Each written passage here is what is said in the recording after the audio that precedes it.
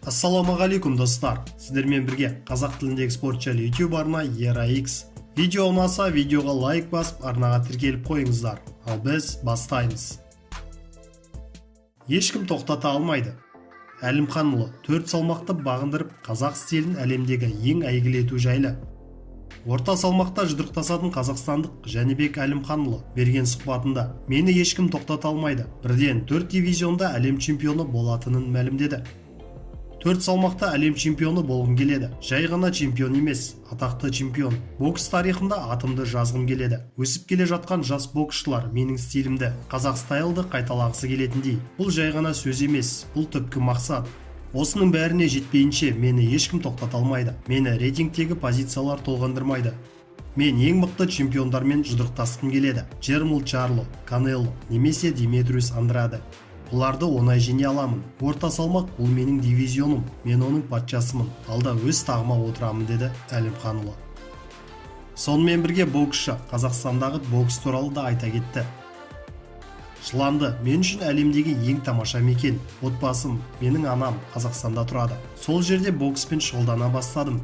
Қазақстанда жақсы боксшылар өте көп. Бізде әрдайым мықты мектеп болады. Бапкерлеріміз өте жақсы. Әуесқойда жарыстарға көп шықтық. Сол турнирлердің бәрі жақсы тәжірибе болды.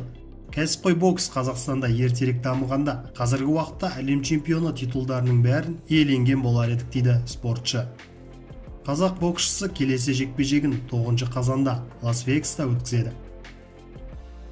Қазақстандық боксшы әлем чемпионы атағы үшін жекпе-жек өткізбек. Қазақстандық боксшы Бобыржан Момынов кезекті жеңісінен кейін алдағы жоспары туралы айтты.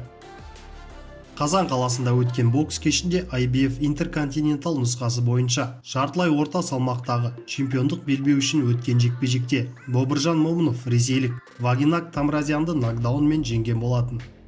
Мені қолдап сенім білдіргендеріңізге рахмет. Мен өте қуаныштымын. Қарсыласым тәжірибелі мықты спортшы. Бізді алда әлем чемпионы атағы үшін өтетін жекпе-жек күтіп тұр. Бұған сіздердің қолдауларыңыз арқылы қол жеткіземіз. Командама басым деймін. Спортта барлығы болады, бірақ олар маған қашанда қолдау көрсетті, дейді Бобыржан Момынов. Американың Ункасвилл қаласында бокс кеші өтті. Оның басты жекпе-жегінде украиналық Сергей Деревянченко мен америкалық Джермал Чарло жұдырықтасты.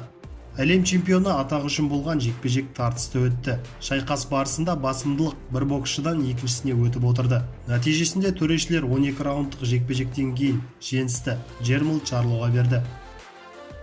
Біз артқа бір қадамда жасамай жекпе-жек өткіздік. Бұл менің карьерамдағы ең қиын кездесулердің бірі болды. Бірақ мен бұл сынақтан өттім. Ол панчер. Әрине кездесуде кез келген сәт Деревянченконың пайдасына өтіп кетуі мүмкін еді. Мен бапкерлерімнің айтқанын тыңдап, кездесуге құрған жоспарды орындадым. Оңай болмады. Дегенмен біз өз жолымыздан танбай жеңіске жеттік.